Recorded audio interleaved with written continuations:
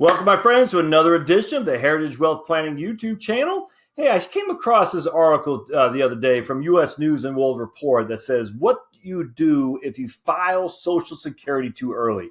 I thought it was very, very interesting because as some of the languaging now and maybe some of the techniques are getting more and more kind of exposed out there to the pre-retirement scene, and maybe some of the fallacies that people have too, like, oh, I should take it at 62 because Social Security isn't going to be there, or I better take it at 62 because I'm going to die tomorrow, or the average life expectancy is only 78. I better take it at 62 because I might not live to the average life expectancy. All these things are fallacies. Doesn't mean they won't happen, but it means the likelihood of them happening to you as you're considering when to take Social Security are quite small. And so the problem that we have is that some people will file Social Security. They'll read some information. Maybe they'll even watch this video from me. Maybe they'll watch this guy, Devin Carroll. I forgot what his Social Security channel is. He does great stuff. I just forgot his channel. I might read a book or an article by Larry Kotlikoff over at Boston University. Side note, if you go to the Josh Scanlon podcast, I interviewed Larry Kotlikoff as well. And his website, Maximize My Social Security, I think like for $40, you can download the software and use it. It's called software as a service. So you're not really downloading it. It's just basically through the web, like almost like cloud. It's wonderful. I use that with my clients too. It's for me as a professional advisor, it's more than $40. But man, for the level of the deep dive that you get with Kotlikoff stuff, man, it's just phenomenal. Absolutely. So a big fan. If you go to the Josh Scanlon podcast, you can read or listen to the interview I did with Larry. Just great guy. He's done wonderful work in terms of Social Security research. He's the one, because of his prominence in the field. Make sure my mic is up there. He's the guy who made the Congress and Obama get rid of the old file and suspend. File and suspend is no more, because Kotlikoff is the guy who wrote about it in his book, Get What's Yours. So I can't remember the title of it, but Get What's Yours, I think it was what it was, where he talked about file and suspend, and that just took off like and because it took off so much and it grew like weeds, so many people are doing that technique that Congress said, whoa, we didn't mean for that to happen, so they got rid of it. So thanks, Larry. But anyway, so he's done just seminal work on Social Security. At the end of the day, though, you might have heard some crazy guy say, you better file at 62 because you're going to die. Your average life expectancy is 78. Social Security might not be there, blah, blah, blah. They'll say Trump or Obama or whoever. It doesn't matter. All politicians, if you're on the Democratic side, you hate the Trumpster. If you're on the Republican side, you hate Obama. You want to blame them all. When it's so much more than that, my friends. It's so much more than Trump or Obama. It goes well beyond Trump or Obama. The facts are Social Security used to have 16 workers per one beneficiary. And here pretty soon it's only going to have like 1.5. I think it's like 2 now. And it's not sustainable in that regard. It just is not. And everybody knows it's not. The question is, are any politicians going to want to pay the price politically to fix it? And the answer is probably no. So with that said, there are some issues with Social Security. I'm sure there'll be a commission that will study, make recommendations, and the commission will be granted authority they don't have constitutionally to raise taxes, increase the retirement age. That way the politicians don't have to, take the blame. But at some point that's going to happen. But even right now, even the Social Security, the folks who analyze it even say, at the end of the day, we're fine until about 2035. And then we're going to have to cut back, say, 20 cents on the dollar. So it's not like it's destitute. It's just it won't give you the full benefits. And frankly, they need to raise the retirement age. There's just no getting around that. They need to raise the retirement age to keep up with the fact that people are living longer. Okay, so with all that said, say you said, I filed for Social Security too early and I want to reclaim that. What can I do? There used to be a pretty good strategy before the Obama and the Republican Congress, the bipartisan fixes to the Social Security system in 2015, where you could pay it all back without interest. Essentially, you had an interest-free loan for as long as you wanted, and you could just pay it back and then start taking your delayed earnings credits, which is pretty sweet. So if you filed at 62, let's say you got $30,000 of Social Security, which you just banked, and now you got $5,000 of interest off that. You can say at 66, you know something, I don't want that Social Security. I'm going to send them a check for $30,000 and I'll keep the $5,000 of interest that I've accumulated. That worked. You could do it. And then on top of that, you could allow your benefits to grow with the delayed earnings credits up until you're 70 years old. It's wonderful, but you can't do that anymore. So those days are gone for that. I do hear on occasion people still asking about that. I think I've used that twice with clients back in before they got rid of that rule back in 2013 and 14. I think we did. I've only done that twice. It wasn't very prominent. All right, so here's a guy, Jeff Williams. I'm not familiar with Jeff, U.S. News and World Report. And he says, what to do if you file for Social Security too early. So let's look at what old Jeff says. And again, I'm not familiar. Let's see what his byline says, if it says anything here about who old Jeff is. So I'm not familiar with him. Doesn't mean that he's not righteous or doesn't know what he's talking about. I just, generally speaking, there's some people I get familiar with and others I don't know. And my thing is giving me a hard time. Yeah, I don't see anything for a byline here. Okay, so let's look and see what old Jeff says, though. It'll be interesting to find out. All right, so we'll see if he has a byline someplace on here. No, guess not. Okay. Nope. Nope. Okay. So there's no byline on Jeff. I guess I could click on that, but given how slow my Wi-Fi is working, I'm not sure I want to. So, all right. So maybe you're overconfident, or perhaps you felt that you needed the money now, but have some buyer's remorse. Exactly. You've read an article, you've seen a video, your brother-in-law told you blah, blah, blah. Or even worse, you realize that at the end of the day, when you look at the taxes on Social Security relative to taxes on RMDs, required minimum distributions, Social Security is much more favorable and Social Security is guaranteed.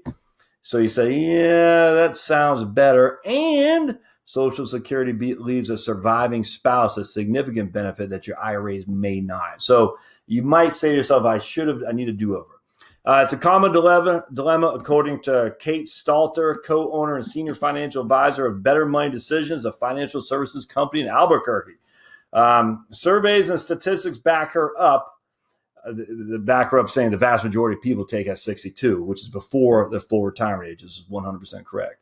While the trend to file for benefits later in life, according to a 2017 study from Fidelity, 28% of Americans still plan to file as early as possible. That seems awfully low to me, actually. 28% of Americans still plan to file at 62. Now, I don't believe that. And the reason I don't believe that is because the people who file for benefits at 62 are overwhelmingly the majority of people. It's not 28% by a stretch. It's way above that. So my inclination is they might say they plan on delaying it, but as that number approaches of the age of 62, they might say, you know something, the reality is I might not live, and I'm going to file so I can get something. And it's hard to argue against that, frankly. I mean, that's the fear of the unknown. I don't know what's going to happen. I want to get my benefits so I get something out of it. You can, give me all the research and the statistical analysis and the Excel spreadsheets. At the end of the day, though, if I keel over tomorrow, I don't have any Social Security benefit, and I don't want that to happen. Just on that alone, it's hard to imagine that most people won't file at 62. It just is hard. Unless they have a law that says at the end of the day, you can't file until your full retirement age. And again, I don't think Congress will ever pass that law, and the president will ever sign it. All right, so if you feel you're taking your benefits too soon and wondering what you should do, here you have some options. Okay, so first, familiarize yourself around the retirement benefit. We already talked about the earliest you can file, basically 62 years old. You actually file at 61 years and 9 months because they need a 3-month time for your benefit to kick in. But that is the earliest you can receive a benefit is at 62. And then we talk about you will receive less money if you file before your full retirement age. I mean, this is all stuff if you've been watching my videos, The full retirement age is 67 if you're born in 1960 or later. We already talked about that. 66 if you're born before 1960. And 66 in some months, depending on exactly what year you're born after 1954.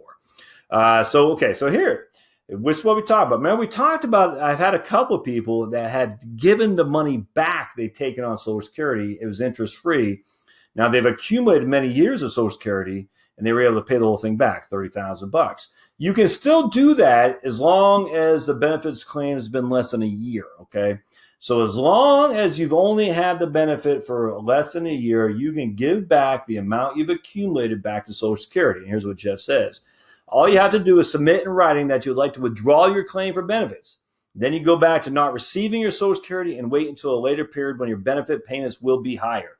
The bad news, you have to pay back all the money you received from Social Security, including any payments made to a spouse or child. That may not be too hard if it's just been a month or so. But if it's been several months, and you're on a fixed income and money's tight, it will be kind of hard, without question. So remember, let's just say you're making $2,000 a month, and 6 months goes by, and you say, I need to pay it back. You take out your trusted calculator, $2,000 a month times 6 months is $12,000. You got to stroke them a check for $12,000. No interest is needed.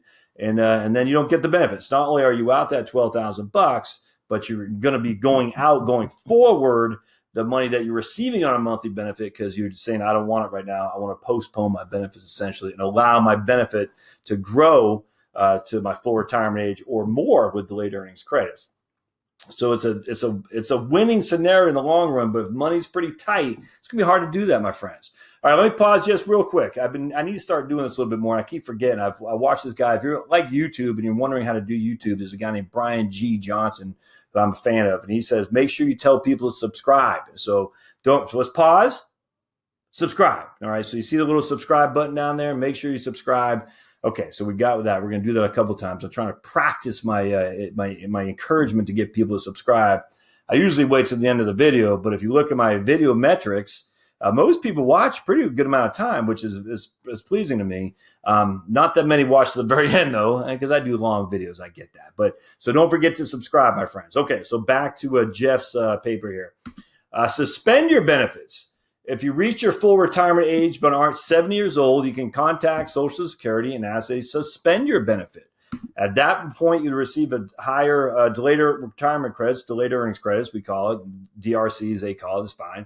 Same thing, which are worth 8% a year. All right, so what's going to happen here is you say you got $30,000 of benefits over the last 2 years. You say, oh, it's just suspend them, but I'm not going to pay it back, just suspend them. And they will stop paying you your benefit to allow your earnings credits to kick in at the 8% a year. Now, remember, if you reach full retirement age, that's when you have your full PIA, primary insurance amount. Okay, so full retirement age, 66 or 67, depending on exactly what year you were born. That's the only two numbers you got to remember, 66 or 67. And you only need to remember 67 if you're born in 1960 or beyond. All right, so if you hit your full retirement age and say, I don't want my benefits after all, suspend them, they'll stop paying you, and they'll allow your benefit to kick in with the delayed earnings credits at 8% a year. And then you can go back, you can take it at 68, you can take it at 69 or 70, whatever the situation dictates. Let's see here. If you aren't at full retirement age, start working again. Man, this is a good strategy here too. I think this gets overlooked quite a bit. Now, I've shown you in previous videos on how to maximize your Social Security. Remember how this works. They look at your average index monthly earnings, your AIME. They're looking at your AIME, which is your top 35 years of earnings. They're looking at your top 35 years of earnings, adding each of those up each and every year, and then they're dividing that by 420. So one way to increase your earnings, your AIME, is to have another year of earnings, especially if you have a year of high earnings that will replace a year of bad earnings. So you just inherently dropped off the low. Remember, it's almost like grading on a curve. You dropped off the lowest, you added the highest. That will inherently bring all your benefits up. Now, it might not bring it up much because you only have 1 year out of 35, but you got rid of a low one, and you added a higher one. So it's a double whammy there. Again, it won't be a huge amount, but 20 extra bucks, $25 a month, that's real money. And so like Jeff is saying, if you aren't retired at full retirement age, keep working or start working in. If you aren't yet out of your FRA, you could work while you receive your Social Security benefits and see higher earnings later. I would challenge that to some degree, that you probably don't want to take your Social Security benefits while you're working, not because you lose your benefit. For the love of Mary, you don't lose your benefit. They just withhold a portion of your benefit in which to pay you that benefit later with a higher monthly payment. So it's not, you don't lose it. So I don't have any problem with people working while they're claiming benefits before they hit their full retirement age. But if you're working, well, do you need the benefit anyway? I mean, you might. But if you don't, then don't get your Social Security benefits because you're earning money that you can use to put food on the table, and you're drawing a benefit that's being reduced from the rest of your life, but all the rest of the life of your surviving spouse as well. So if you start at 64 years old and you took benefits early, You say, you know something, this isn't working out like I thought. Suspend your benefits. Suspend them right now. That way you can stop the reduced benefits right then and right there. You allow your benefits to kick in, to grow at that 8% a year from the day you started taking them. And if you wait till you're 66, 67, 68, you increase your benefit by that amount times 8, by that many number of years that you delayed times 8, which is wonderful. All right, so 3 years, that's a 24% increase. Then if you start at 64, you can figure this out. If you start at 64, you stop your benefit. You start your benefit at 62 and stop at 64. You have a reduction in benefit. If you stop it at 64 and go back to work, all right, so now 64 goes, 65, 66, 67, 68. That's 4 years of not retaking your benefit. 4 times 8 is 32%. You increase your benefit by 32% from what it was when you're at 64. And then you're also going to have cost of living adjustments as well, my friends. That's a big deal. That is a big deal. I show you in other videos how the cost of living adjustment gets way overlooked in terms of Social Security. People don't realize it, though, but the cost of living adjustment starts this yawning gap. Here it is right here without a cost of living adjustment, with a low benefit and a lower cost of living adjustment, higher benefit, and again, a higher cost of living adjustment in pure dollars, the same percentage, but in dollars, it gets larger and larger and larger. The larger you wait, the longer you wait, the more the cost of a living adjustments actually puts money in your pocket. All right, so I'm telling you right now that COLAs are a big deal. The more you wait, the more Social Security benefit you have, the more those COLAs actually give you in pure dollars that it goes back into your pocket. It's amazing how that works. Just watch my other videos on how to maximize your Social Security to see what I'm talking about there. All right. So now you say, I'm 64. My first 3 years of work that were in my 35 years of my average index monthly earnings, I wasn't making that much. Man, I was washing dishes at, Olive Garden or something like that. If there's any way I can reduce those or even eliminate those 3 years, instead replace it with a year where I'm making real estate commissions or whatever it is, I'm replacing a $30,000 a year on my AIME, and I'm replacing with a $90,000 a year as a, computer salesman. I don't care what it is. That is a win. You're going to get a $90,000 on AIME, and you're going to get rid of that $30,000 and that when you had a bad year that year. So, and that's a huge win. On top of that, because you stop taking your Social Security benefit, you're going to get an 8% improvement each and every year until you redo that. It's a wonderful strategy. So good job for Jeff for bringing that out. If you claim benefits too early, don't beat yourself up. 100% agree with that. Social Security can be complicated for anyone, says David Demko, a clinical gerontologist based in Jacksonville, says that he decided to file for Social Security too early. Even experts on senior issues can make mistakes that result in perplexing consequences. Yep. He took his benefits at 65, but at the age of 67, he wound up refunding his benefits and posting until 70. But at the age of 66, 68, he reversed his decision, and the Social Security Administration paid him back what he had refunded. Come on, man. That's a lot going on there. Sometimes we can overthink this stuff. He isn't wishy-washy. There you go. They're reading my mind. They're saying he isn't wishy-washy. He just had a lot of life choices to make. He had some health issues. Okay, I see what this guy did, including mysteriously losing 55 pounds in 6 weeks that made him think he wouldn't live until age 70. Okay, so I take that back. Sir, you're not wishy-washy. You didn't overanalyze that. I take that back. Losing 55 pounds in 6 weeks would make me concerned that I would lose my benefits as well. And that made him think he wouldn't live until age 70. And that's a consideration. If you think you're not going to be long-lived, then take your benefits ASAP without question.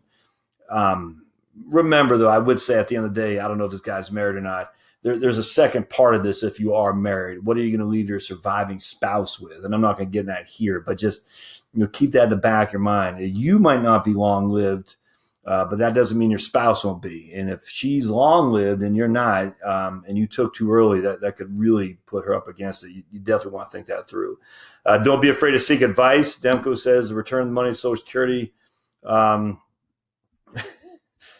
was a nightmare. Literally, it created an IRS tax return nightmare. Yeah, I bet. That's why Gottlieb's advice would be smart to heed. If you feel you made a mistake or just aren't sure and you want to make a change, Find an expert in Social Security planning. The way I look at it, folks, if you feel you made a mistake, I wouldn't pay money back, frankly. I just, you only have 12-month time. This Mr. Demko must have did it before the new laws kicked in 2015, because you can't do it over 2 years. It only has to be in the first year you file. I wouldn't return it. I just keep the money and then allow the delayed earnings credits or the 8% annual growth to kick in from then on. Return the money. The two people I had to do that, it was more of a hassle than you think. It wasn't that big of a deal, but it wasn't a walk in the park. I mean, you're dealing with a federal government, my friends. They're going to get a check for $35,000. You'd be like, what? I mean, how many checks of $35,000 has the IRS received from, or Social Security Administration received? Yeah, not many. All right, so it may cost you up front to consult an expert, but if you make more changes with your Social Security account and don't fully understand what you're doing after filing too soon, opting not to work with a professional may be the second biggest mistake you make. Okay, so that's a good sales pitch, I guess, for what we do in this line of work. All right, so at the end of the day, what to do if you filed for Social Security? The two things. If it's in the first year, you can pay the money back, all right, and just stop your benefit. That's fine. That's number one. Number two, if you took too soon and you're filing benefits now, just stop. Say, don't pay me anymore. I want my earnings, my 8% to grow. Call them up. I don't know if you have to go down there. Just call them up. Say, I want to stop my benefit. I took it at 62. I'm 64 now. I want to stop my benefit. You don't pay it back. You just say, I'm not going to get it anymore. Again, you might need to look at your cash flow. That might be easier said than done. That'd be something for you to decide. But that's number two thing you can do. Number three, I'm going to stop my benefits and I'm going to work. All right. So that way I can earn more money that I will, to pay for my living expenses, so I don't have to draw my Social Security, so I can allow my Social Security to get those 8% each year improvements from the previous year up till I was 70. And B, if I have low AIME on the first part of my working career, I can get rid of some of those low years of earnings and replace it with a higher year of earnings for sure. And that's where you got to know your AIME, my friend. Oh, stop. Subscribe. This is going to be awkward. Subscribe. So right down there, my subscribe button. Don't forget to do it, please. All right. And also thumbs up, like I always say. It occurred to me that no one's really at the end of my videos, as I said before. So I need to say it and throughout just to get you excited to subscribe to the stuff. All right. But anyway, at the end of the sorry, guys. At the end of the day, make sure that you look at your AIME, your average index monthly earnings, that 35 years of cash flow, your earnings cash flow that you see. And then you say to yourself, I'm 64. It doesn't have to be 64. It can be whatever age you want. It won't be after 70, but you say, I'm 64. I made $35,000 when I was 25 years old. It's in my AIME because it takes my top 35. And this year I'm gonna make $60,000 on washing dishes because of inflation, whatever. If I do that, I'll make $5,000 a month, which means that will be more than enough to live on, which means I don't need to take Social Security, which means if I don't take Social Security, I can continue to get 8% a year on my Social Security growth from when I did take it. And on top of that, because I'm working with a higher income, that higher income will be added to my 35 years AIME and will lop off the bottom of my 35 years AIME, and thus I make more Social Security. It's a wonderful strategy. That's probably my favorite strategy right there. All right, my friends, hope this helps. Thumbs up. I already told you to subscribe, so I won't tell you it again. I just did. See that trick? I won't tell you to subscribe again, but I just did. Thumbs up are always helpful, my friends, without question. I'll put a link to this article in the show notes at US News.